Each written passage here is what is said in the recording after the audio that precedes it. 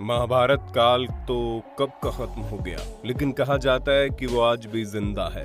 ऐसा कहा जाता है कि वो आज भी भटक रहा है। उसके शरीर पर महाभारत काल के दौरान लगे जख्मों के निशान आज भी है। उन जख्मों से लगातार खून आ रहे होते हैं और वो अपने जख्म को आराम देने के लिए लोगों से तेल मांगता है और औषधियां मांगता है। कोई कहता है कि जख्मों की वजह से उसका चेहरा बहुत ही कुरूप हो चुका है, कोई कहता है उसका शरीर बहुत ही विशालकाय है, तो कोई कहता है कि वो अपनी जिंदगी को एक सजा के तौर पर सदियों से काट रहा है। हम बात कर रहे हैं गुरु द्रोणाचार्य के पुत्र अश्वत्थामा की, जो उस वक्त के सबसे वीर योद्धाओं में से एक था। हम लोग महाभारत के अर्जुन के बारे में जानते हैं, युधिष्ठिर के बारे में जानते हैं, शकुनी और द्रौपदी के बारे में जानते हैं, लेकिन अश्वत्थामा महाभारत का किस्से का एक ऐसा खास अंग है जिसके बारे में आज भी बहुत कम लोग जानते हैं। अश्वत्थामा महाभारत के वक्त एक ऐसा शख्स था जिसके अंदर इतनी ताकत थी कि वो पांडवों को लगभग पराजित कर चुका था।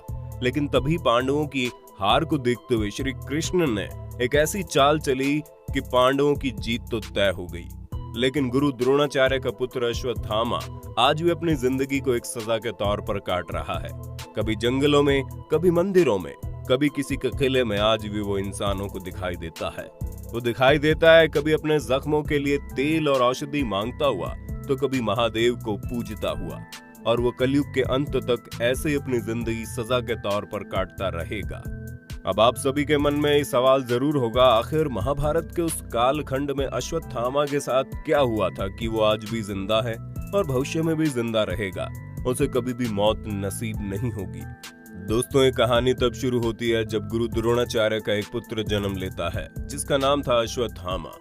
जब वो बहुत छोटा था, यानी जब वो पैदा हुआ था, तो उसके गले से घोड़े की तरह हिनहिनान की आवाज आती थी।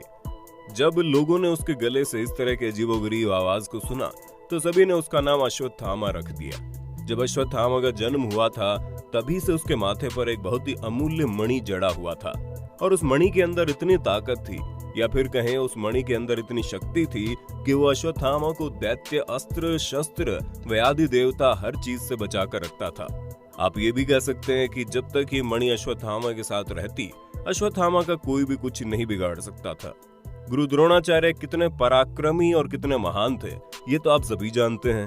महाभारत के वक्त गुरु द्रोणाचार्य ही वो शख्स थे जो सभी को बाण विद्या और अस्त्र शस्त्र के साथ शास्त्र की विद्या सिखाते थे। ये तो सभी जानते होंगे, जब महाभारत का युद्ध चल रहा था उस वक्त गुरु द्रोणाचार्य पांडवों का साथ छोड़कर कौरवों के खेमे में आ जाते हैं और वो कौरवों की तरफ से युद्ध लड़ते हैं। बिल्कुल अपने पिता की तरह अश्वत्थामा भी कौरवों का साथ देता है और पांडवों के खिलाफ युद्ध लड़ता है। गुरु द्रोणाचार्य बहुत ही पराक्रमी थे और उससे भी अधिक पराक्रमी उनका शिष्य अश्वत्थामा था। दोनों ने मिलकर पांडवों को लगभग पूरी तरह से पराजित कर ही दिया था और कुछ ही वक्त में पांडवों की हार भी निश्चित थी। लेकिन तभी पांडवों के साथ खड़े श्री कृष्ण ने एक ऐसी चाल चली जिसकी वजह से पांडव पराजित होने से बच गए। आप इसे एक कपट चाल के तौर पर भी जान सकते हैं। श्री कृष्ण के द्वारा चली गई एक कपटी चाल। दरअसल महाभारत के युद्ध के दौरान मैदान में एक बहुत ही पराक्रमी हाथी भी मौजूद था जिसका नाम अश्वत्थामा था। यानी उस वक्त मैदान में दो अश्वत्थामा लड़ाई लड़ रहे थे, एक अश्वत्थामा हाथी और दूसरा अश्वत्थामा गुरु द्रोणाचार्य का पुत्र। श्री कृष्ण ने कपट चाल के तहत युधिष्ठिर के द्वारा ये खबर पूरे मैदान में फैला देते हैं कि अश्वत्थामा मारा गया। जैसे ही लोगों को ये खबर मिलती है कि अश्वत्थामा मारा गया, उनके मन में सबसे पहले ख्याल यही आता है कि गुरु द्रोणाचार्य का शिष्य अश्वत्थामा मारा गया, जबकि वास्तव में हुआ ये था कि अश्वत्थामा नाम का जो हाथी मैदान में था वो अश्वत्थामा की मौत हो गई थी। जैसे गुरु द्रोणाचार्य को ये खबर लगी अश्वत्थामा मारा गया तो वो विचलित हो गए और पुत्र वियोग में अपने अस्त्र शस्त्र को त्याग कर मैदान में बैठ गए। गुरु द्रोणाचार्य को यही लगा कि अश्वत्थामा हाथी नहीं बल्कि उनका पुत्र मारा गया है। जैसे गुरु द्रोणाचार्य जैसा एक पराक्रमी शख्स अपने अस्त्र शस्त्र को त्याग दिया, उसी वक्त पांडवों के खेमे में से मौजूद लोगों को मौका मिल गया। पांडवों के खेमे से कुछ लोग तुरंत जाते हैं और मौके का फायदा उठाते हुए गुरु द्रोणाचार्य के सर को उनके धड़ से अलग कर देते हैं। एक ही झटके में गुरु द्रोणाचार्य परलोक सिधार जाते हैं। श्री कृष्ण जानते थे अगर गुरु द्रोणाचार्य और अश्वत्थामा को समय रहते नहीं रोका गया तो पांडवों को पराजित होना पड़ेगा। जिसके बाद अश्वत्थामा के पास ये खबर जाती है कि उनके पिता गुरु द्रोणाचार्य का सिर कलम कर दिया जा चुका है। अश्वत्थामा आग बबूला होकर एक बार फिर से पांडवों के सामने आ जाते हैं। अपने पिताजी की मौत की वजह से अश्वत्थामा इतना गुस्सा होता है कि वो भी युद्ध में कपट नीति अपनाने का विचार करने लगता है और ऐसा करता भी है।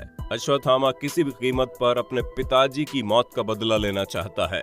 वो अंधेरे में मौका पाकर द्रौपदी के 5 पुत्रों का सोते वक्त वध कर देता है, जिसके बाद अर्जुन गुस्से में आ जाता है और वो अश्वत्थामा का पीछा करने लगता है।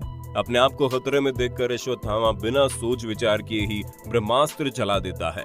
लेकिन अफसोस कि अश्वत्थामा के पास ब्रह्मास्त्र चलाने का ज्ञान तो था, लेकिन जरूरत पड़ने पर अपने ब्रह्मास्त्र को वापस लेने का कोई ज्ञान नहीं था और अश्वत्थामा के द्वारा चलाया गया ब्रह्मास्त्र सीधे अभिमन्यु की पत्नी के गर्भ में जाकर लगता है, जिसकी वजह से अभिमन्यु की पत्नी और उसके पेट में पल रहे बच्चे की मृत्यु हो जाती है।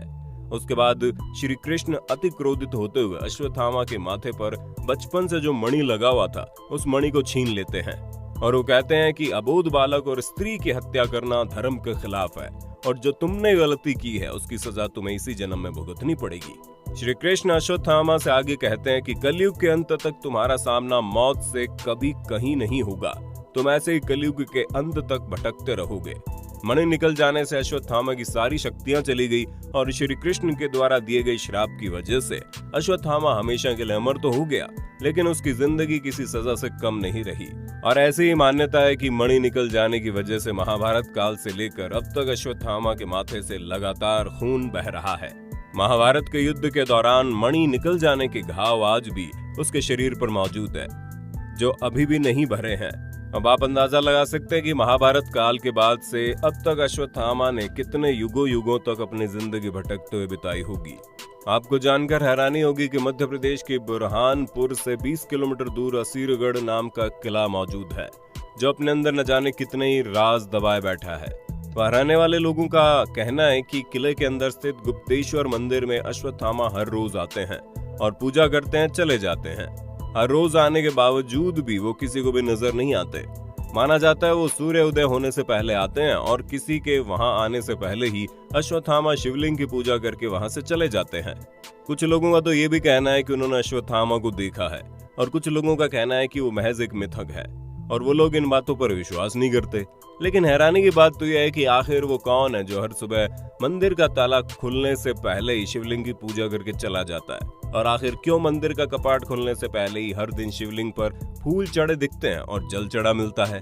आपको बता दें, सूरज ढलने के बाद असीरगढ़ के किले में किसी को भी रुकने नहीं दिया जाता। सभी जगह ताले लगा दिए जाते हैं, यानी पूरे किले को अच्छी तरह से बंद कर दिया जाता है। वहाँ की सुरक्षा कर्मियों का कहना है कि किले को इस तरीके से बंद किया जाता है कि वहाँ पर किसी का भी आना असंभव है। लेकिन इसके बावजूद भी कोई है जो हर रोज मंदिर खुलने से पहले ही वहाँ पर आता है और पूजा पाठ करके चला जाता है। ये तभी संभव है जब किसी के पास दिव्य शक्तियां हो। जिन लोगों ने अश्वत्थामा को देखा है उनका कहना है कि अश्वत्थामा दिखने में किसी आम इंसान की तुलना में काफी बड़े हैं। उनका कद काफी ऊंचा है, शरीर पर गहरे जख्म हैं और उनके शरीर के कई अंगों के साथ ही उनके माथे से लगातार खून बहता रहता है। इन घावों को भरने के लिए वो कई बार लोगों से तेल और औषधि मांगते नजर आए हैं। ऐसा कहा जाता है ये घाव महाभारत के समय का है, क्योंकि युद्ध के वक्त अश्वत्थामा बहुत अधिक घायल हो चुके थे। अपने पिता की मौत का बदला लेने के लिए अश्वत्थामा ने जिस रास्ते को चुना, उसकी वजह से वो आज भी जंगलों में भटक कर श्री कृष्ण द्वारा दिए गए श्राप को भुगत रहे हैं। वैसे तो महाभारत के सभी कैरेक्टर काफी मशहूर हैं और एक आम आदमी भी महाभारत के उन कैरेक्टर्स के बारे में बहुत अच्छे तरीके से जानता है, लेकिन अफसोस अश्वत्थामा जैसे महान योद्धा के बारे में हम बहुत ही कम जानकारी रखते हैं।